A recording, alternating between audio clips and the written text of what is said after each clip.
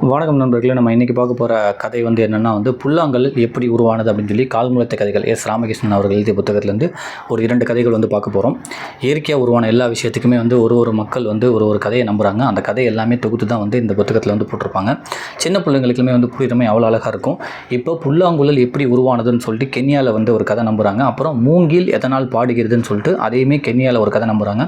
இந்த 2 கதைகள் தான் நம்ம பார்க்க போகிறோம். நான் ஒரு 3 வரிகள் படித்து அந்த கதையாகவே சொல்கிறேன்.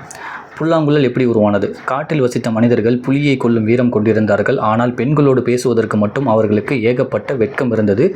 வீரன் ஒருவன் மலைவாசி பெண் ஒருத்தியை காதலித்தான். அவளிடம் தன் காதலை சொல்வதற்கு தயங்கி மறைத்து வைத்த அந்த ஏக்கத்திலேயே அவன் இறந்து போனான். ஸோ காட்டில் உள்ள மனுஷங்க எல்லாமே புலியை பார்த்தெல்லாம் ஈஸியாக அட்டாக் பண்ணிடுறாங்களா, அந்த புலியை வேட்டையாடிடுறாங்களா. ஆனால் பெண்களை பார்த்தா அவங்களால மனசில் பேச முடியாமல் ரொம்ப வெட்கப்படுறாங்களாம். இது இந்த காலகட்டத்தில் இல்லை, அந்த காலகட்டத்தில். இப்போ யாருமே அந்த அளவுக்குலாம் ரொம்பலாம் வைக்கப்படுறதில்ல, தைரியமாக போய் பேசுகிறாங்க. நல்ல விஷயம் தான். இன்னொன்று என்னென்னா அந்த மாதிரி ரொம்ப வீரனாக இருந்திருக்கான் பெண்கள்கிட்ட பேசுறதுக்கு ரொம்ப வெட்கப்பட்டிருக்கான். ஒருத்தன் என்ன பண்ணியிருக்கான், அதையே நினச்சி ஒரு பொண்ணை காதலிச்சிருக்கான். அதை வெளியில் சொல்ல முடியாமல் பயந்து அவன் இறந்தே போயிட்டானான். இறந்து போனவனை என்னடா அப்படி போயிட்டானேன்னு சொல்லிட்டு அவனை போய் புதைக்க போகிறாங்களாம். புதைக்கிற இடத்துலேருந்து அப்போ தான் மூங்கில் உருவாகுதான். அந்த மூங்கிலில் தான் புல்லாங்குழல் செய்வாங்க. இந்த கதையை புல்லாங்குழல் எப்படி உருவானதுன்னு. அந்த மூங்கிலில் அந்த அவனை புதைச்ச இடத்துல மூங்கில் மரம் உருவாகுதான். அப்போயுமே அந்த பொண்ணு வந்துட்டு போயிருக்கேன். இவன் என்ன பண்ணியிருக்கான், அந்த பொண்ணை பார்க்குறதுக்காக மூங்கில் மரத்தில் வளைஞ்சு பார்த்துருக்கான். அந்த பொண்ணுக்கு பயம் வந்துருச்சு. எப்படா மூங்கில் மரம் இவ்வளோ வளைஞ்சு இதை நம்மளை பார்த்தோன்னே எப்படி பண்ணுது, அப்போ ஏதோ பேய் இது இருக்குது போலன்னு சொல்லிட்டு அந்த பொண்ணு அந்த மூங்கில் மரத்தை பார்த்து பயந்து ஓடிச்சான். மறுபடியும் அவன் ரொம்ப ஏக்கப்படுறானா, அந்த மூங்கில் மரத்தாவே மாறி ரொம்ப ஏக்கப்படுறானா. நம்ம இறந்து போய் இப்போ மூங்கில் மரமாக மாதிரி தான் அவளை பார்த்துட்ருக்கோம், ஆனால் அவளை பார்த்து பயந்து ஓடுறாள்னு சொல்லி ரொம்ப ஏக்கப்பட்டிருக்கான். அதை பார்த்த வண்டு என்ன பண்ணியிருக்கு, அவனோட ஏக்கத்தை புரிஞ்சுக்கிட்டு அந்த மூங்கில் மரத்தில் போய் அந்த ஓட்டை போட்டிருக்கு அந்த வண்டு. அந்த ஓட்டைக்குள்ளே காற்று உள்ளே நுழைஞ்சவனே நல்ல இசையோடு வந்துச்சான். ஸோ அதை பார்த்து அந்த பொண்ணுக்கு என்ன இது மூங்கில் மரத்துலேருந்து நல்ல இசையாக வருது அப்படின்னு சொல்லிட்டு அந்த மூங்கில் மரத்தை நெருங்கி வர ஆரம்பித்தாலாம். இவனுமே அவன் மனசில் உள்ள ஏக்கத்தெல்லாம் அந்த மூங்கில் மரத்துலேருந்து வெளியில் வர இசையாக அதை அப்படியே அந்த இசை மூலயமா அதை கன்வே பண்ண ஆரம்பிச்சிருக்கான். அவளுக்குமே ரொம்ப பிடிச்சி போயிருக்கு. ஓ, இப்படி நமக்காக ஒருத்தர் ஏங்கி இறந்து அதிலிருந்து வளர்ந்தது தான் இங்கே மூங்கில் மரமான்னு சொல்லி தெரிஞ்சுக்கிட்டு அவளுமே அந்த மரத்துக்கிட்ட நின்று அந்த இசையை கேட்டுக்கிட்டே கண்ணீர் சிந்தினாலாம். அதுதான் அப்படி தான் இந்த புல்லாங்குழல், அதில் தான் புல்லாங்குழல் உருவாச்சான். ஏன்னா மூங்கில் மரத்தில் ஓட்டப்பட்ட புல்லாங்குழல் உருவாயிரும்ல. ஸோ ஒருத்தன் ஒரு பொண்ணுக்காக காதல் சொல்ல முடியாமல் இறந்து போய் அந்த இடத்துல இருந்து மூங்கில் வளர்ந்து அது பொண்களை அந்த பெண்ணை பார்த்து அசையும் போது அந்த பெண்ணு பயந்து ஓடி போய் இதை வண்டு புரிஞ்சுக்கிட்டு அந்த மூங்கிலில் ஒரு ஓட்டை போட்டுட்டு காற்று அந்த ஓட்டைக்குள்ளே போய் ஒரு இசையை வெளிக்கொண்டு வருது. அதை பார்த்து அந்த பொண்ணு அந்த மரத்துக்கிட்ட வரா, அந்த மூங்கில் கிட்ட வரா. இவன் தன் காதலை அந்த இசை மூலயமா அந்த பொண்ணுக்கு சொல்லிக்கிட்டே இருக்கான்.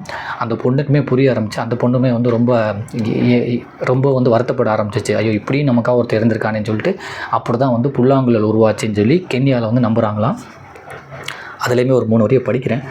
மூங்கில் அசைவதை கண்டு அவளிடம் தன் காதலை சொல்வதற்கு தயங்கி மறைத்து வைத்து அந்த ஏக்கத்திலேயே அவன் இறந்து போனான். அவனை புதைத்த இடத்திலேயே மூங்கில் மரமாக அவன் மறுபிறவி கொண்டான். அந்த பெண் காட்டிற்குள் வரும்போது அவன் வளைந்து அவளை பார்ப்பான். அவள் நல்ல அழகி மூங்கில் அசைவதைக் கண்டு பயந்து போய் அந்த பாதையிலேயே பல நாட்கள் வராமல் போய்விட்டாள். மூங்கிலுக்கு மிகுந்த மனவேதனையாக இருந்தது. மூங்கிலின் காதலை அறிந்த வண்டு அதன் மூங்கிலை துளையிட துவங்கியது. துளைகளில் காற்று புகுந்து வெளியேறும் போது வீரனின் மனதில் உள்ள ஆசைகள் இசையாக உருமாறியது. காட்டில் இருந்த அந்த பெண் மூங்கிலின் பாடலை கேட்டு தன்னை மறந்து அதன் அருகில் வந்தாள். காதலை சொல்லாமலேயே இறந்து போனவனுக்காக கண்ணீர் விட்டாள். அன்றிலிருந்து காதலை சொல்வதற்காக மூங்கிலை வெட்டி துளையிட்டு வாசித்து அந்த இசையால் பேசிக்கொள்ள துவங்கினார்கள். ஸோ அதனால தான் அந்த இசையாலே பேசிக்கிறாங்கன்னு சொல்லி அந்த புல்லாங்கல் வந்ததை கென்யாவில் இந்த கதையை நம்புகிறாங்களாம். அடுத்து மூங்கில் ஏன் பாடுது, இது மூங்கிலில் புல்லாங்குழல் ஏன் பாடுதுன்னு சொல்லி கென்யாவில் ஒரு கதை. அடுத்த கதை மூங்கிலுக்கு ஏன் அந்த மாதிரி பாடுற சக்தி கிடச்சிச்சு அப்படின்றதுக்கும் அதே கென்யாவில் இன்னொரு கதையை நம்புகிறாங்க. உலகம் உண்டான போது கடலும் ஆகாசமும் மட்டுமே இருந்தது, பூமி தோன்றவே இல்லை. கடலில் இருந்து வரும் காற்றும் ஆகாசத்திலிருந்து வரும் காற்றும் சுற்றி கொண்டே வெவ்வேறு இடங்களில் இருந்தன. கடல்ல இருந்தும் ஆகாசத்தில் இருந்தும் காற்று சுற்றிக்கிட்டே இருந்திருக்கு, வெவ்வேறு இடத்துல இருந்திருக்கு. ரெண்டுமே சேர்ந்து கல்யாணம் பண்ணிக்கிச்சான். கடல் மற்றும் ஆகாசத்தில் இருந்த காற்றும் சேர்ந்து கல்யாணம் செய்து கொண்டன. அவர்களுக்கு பிறந்த குழந்தையின் பேர் தான் மூங்கில். கடலில் இருந்த காற்றும் ஆகாசத்துலேருந்து வந்த காற்றும் கல்யாணம் பண்ணிக்கிச்சான். அவங்க 2 பேத்துக்கும் பிறந்த குழந்தை தான் மூங்கிலாம். தண்ணீரில் மிதந்து கொண்டிருந்த மூங்கிலை கடல் பறவை ஒன்று தன் காலால் பற்றி கொண்டு அது என்ன என்று பரிசோதிக்க தன் அலகால் குத்தியது.